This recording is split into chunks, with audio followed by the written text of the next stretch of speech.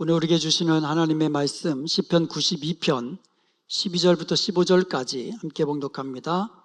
의인은 종려나무같이 번성하며 레바논의 백향목같이 성장하리로다.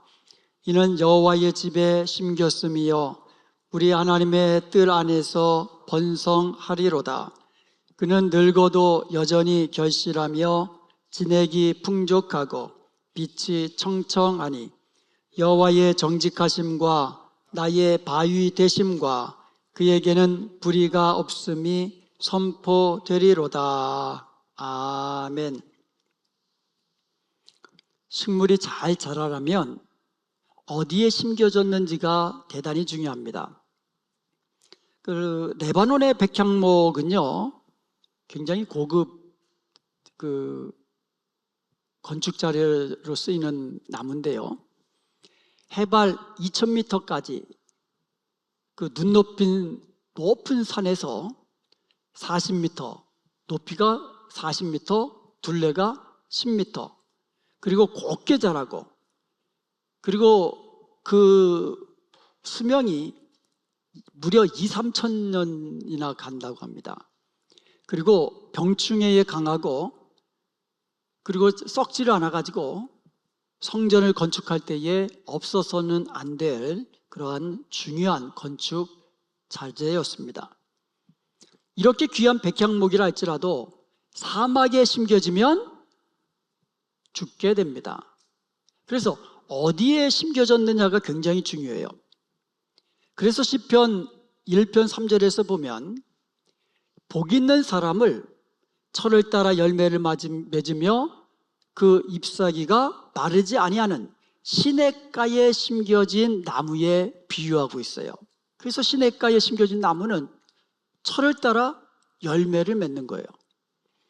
오늘 본문에 보니까 의인을 여호와의 집에 심겨진 나무다, 이렇게 비유하고 있습니다.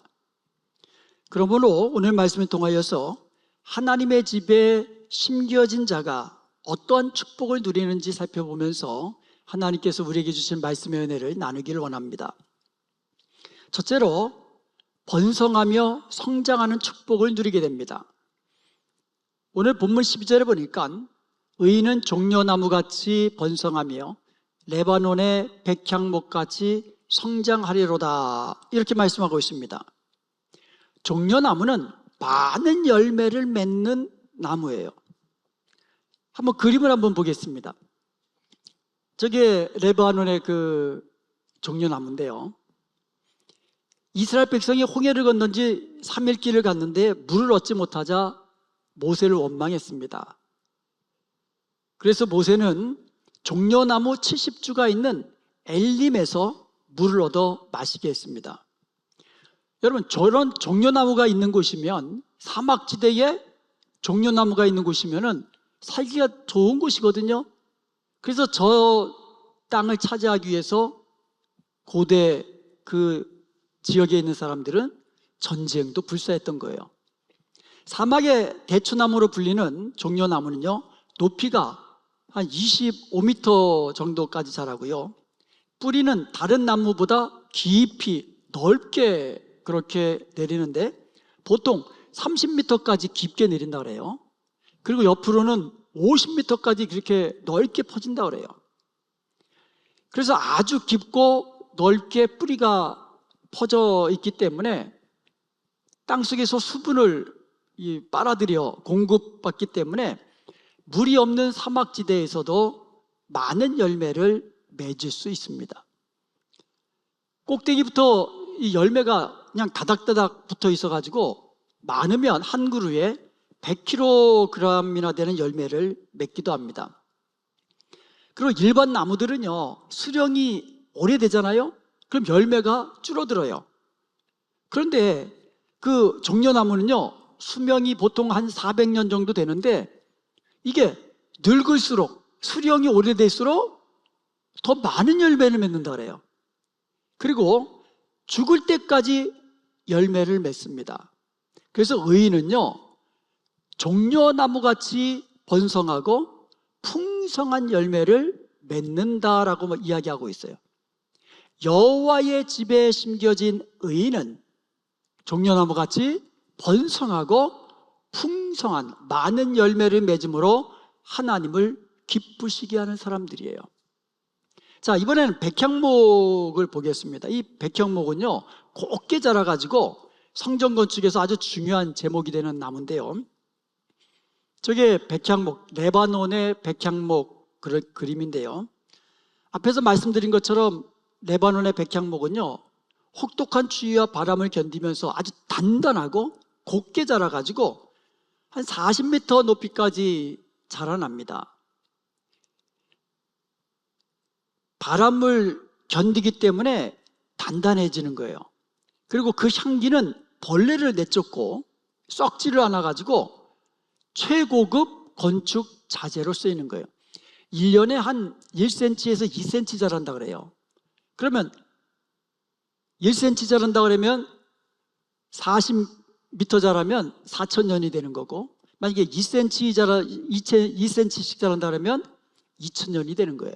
그렇게 이 수명이 오래되기 때문에 백향목은 나이를 세지 않는다라는 말이 있어요. 누가 나이를 세겠어요? 사람은 오래 살아봐야 뭐 그냥 지금이야 100세 시대라고 그러지만 예전에는 또 수명이 점점 짧았잖아요. 그래서 어떤 나무보다 수명도 긴 거예요. 그래가지고 주로 성전 구조물, 그 내부 장식 이런 데 쓰였고요.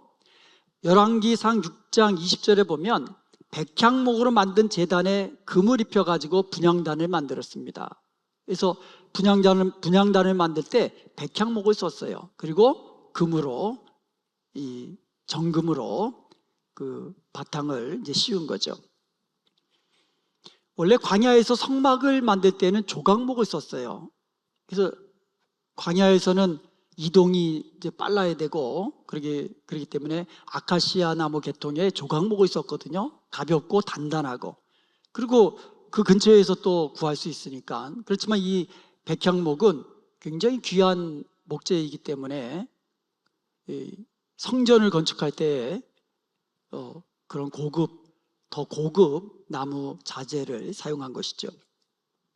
그래서 의인은요, 하나님의 집에 심겨진 의인은 하나님 앞에서 귀하게 오랫동안 쓰임받는 그와 같은 인생을 살게 된다는 거예요. 이처럼 의인은요, 종려나무같이 번성하며 레바논의 백향목같이 오랫동안 성장하고 귀하게 쓰임받는 축복을 누리는데, 그 이유가 뭘까요? 첫 번째로 그가 여호와의 집에 심겨졌기 때문입니다. 13절에 보니까 이는 왜냐하면 여호와의 집에 심겼음이라. 우리 하나님 뜰 안에서 번성하리라. 하나님 집에 심겨졌다는 거예요. 이게 만약에 길가에 심겨졌으면 어떻게 되겠어요? 지나가는 사람이 아무나 따먹고 이거 우리 집 지을 때 기둥으로 쓰면 좋겠네, 막 배가고 안전하지가 않잖아요. 여호와의 집 안에서 안전하게 풍성한 열매를 맺으며 귀하게 오랫동안 성장하고 쓰임받는 인생을 살게 된다는 것이죠. 여호와의 집에 심겨졌기 때문입니다. 그래서 여호와의 집에 심겨진 의인은 14절에 보니까 늙어도 여전히 결실하며 진액이 풍족하고 빛이 청청하게 되는 거예요. 세상이 아무리 각박하고 험하고 뜨겁고 그래도 하나님 집에서 깊이 뿌리 내린 의인은 하늘의 은혜를 공급받아서 번성하게 되는 거예요. 늙어서도 열매를 많이 맺으며 하나님께 쓰임받는 인생이 된다는 것이에요. 우리가 혼돈하지 말아야 될 것이 있습니다. 나이가 많아서 쓰임받지 못하는 게 아니에요. 나이 많아서 쓸모없게 되는 게 아니에요. 열매 맺지 못하기 때문에 쓸모없게 되는 거예요. 열매 맺는 나무는 아무리 오랜 시간이 지나도 귀하게 대접받는 거예요. 그렇지만 열매 맺지 못하는 나무마다 잘림을 받는 겁니다. 그래서 주님은요, 과수원지기에게 3년 동안 열매 맺지 못하는 나무를 찍어 버려라. 어찌 땅만 버리겠느냐? 그렇게 말씀하시지 않으셨습니까? 우리 주님은 우리의 인생 가운데 열매를 원하는 거예요.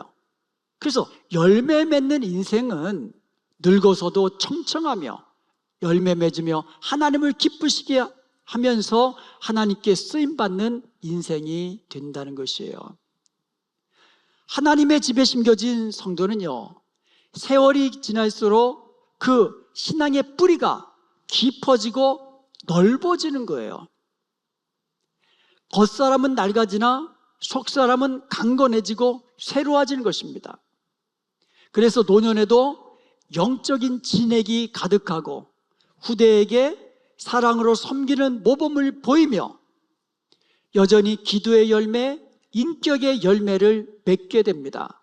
삶 속에서 사랑과 희락과 화평과 오래 참음과 자비와 양성과 충성과 온유와 절제라는 성령의 열매가 가득한 인생이 되어서 하나님을 기쁘시게 하는 거예요. 이것이 바로 하나님의 집에 심겨진 의인들이 누리는 축복인 것입니다. 두 번째로, 여호와의 집에 심겨진 나무를 가꾸는 여호와의 솜씨 때문입니다. 그러니까 첫 번째로는 여호와의 집, 하나님의 집에 심겨졌기 때문에 축복을 누리는 거고, 두 번째로 아무리 여호와의 집 안에 심겨졌다 할지라도 아무도 돌보지 않으면 잘 자랄 수 없어요. 여호와의 집에 심겨진 나무는 누가 돌봅니까? 여호와 하나님이 돌보시는 거예요. 그러니까 축복의 삽이 되는 겁니다. 15절에 보니까 여호와의 정직하심과 나의 바위되심과 그에게는 불의가 없음이 선포되리로다. 아멘. 정원을 잘 가꾸어 가지고 나무마다 화분들마다 잘 자라고 많은 열매를 맺으면 사람들은 와 하면서 나무를 칭찬합니까? 그 나무를 잘 가꾼 그 집주인의 솜씨를 칭찬하는 거예요. 이 나무 가꾸시냐고 참 수고 많으셨습니다. 어떻게 이렇게 나무를 잘 가꾸셨습니까? 우리가 하나님의 정원에서, 하나님의 집 정원에서 많은 열매를 맺으며 푸르르게 곱게 잘 자라날 때에 세상은 우리를 보고 이렇게 말하는 거예요. 하나님은 참으로 살아 계시는구나. 하나님은 정직하시고 하나님은 참으로 선하신 분이시구나.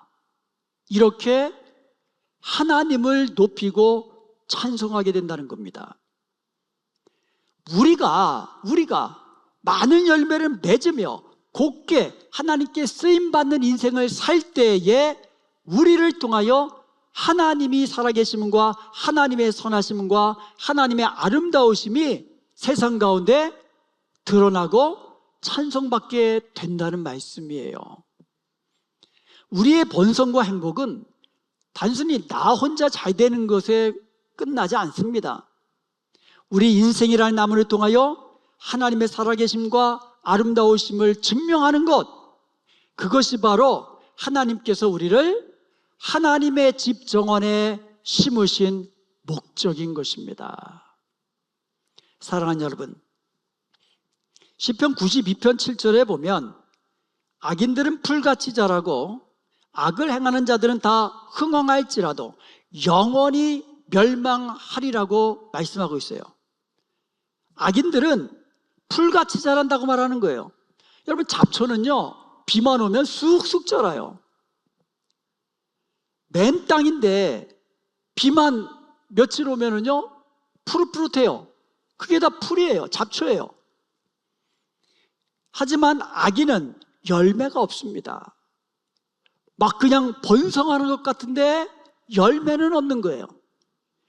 그래서 주인이 하루 날 잡아가지고 싹 뽑아버리는 거예요. 영원히 멸망하리로다. 잠깐은 흥황하고 번성하는 것 같은데 영원히 망하는 인생이 악인들이에요. 하지만 여러분, 우리는 이미 예수 그리스도의 보혈로 하나님 집 정원으로 옮겨 심겨진 의인인 것을 믿으시기 바랍니다. 우리는 하나님 집 정원으로 옮겨 심은 자들이에요. 그리고 하나님께서 가꾸시고 하나님께서 늘 하늘의 은혜를 더하시는 의인들입니다. 이제 우리는 주님께 깊게 뿌리를 내리십시다.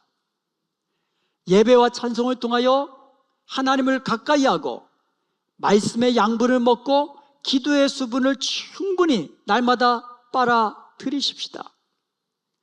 하나님께서 우리의 인생을 종려나무처럼 풍성하게 번성하고 많은 열매를 맺는 인생으로, 백향목처럼 존귀하게 쓰임받는 인생으로 만들어 주실 것입니다. 그리하여 하나님의 집에서 우리의 인생이 종려나무처럼 백향목처럼 많은 열매를 맺으며 하나님께 쓰임받는 존귀한 인생으로 살면서 마지막 순간까지 푸르르고 마지막 순간까지 열매를 맺고 우리의 영이 더욱더 주님 가까이서 하나님을 즐거워하는 복된 인생을 살아갈 수 있기를 주님의 이름으로 축원드립니다.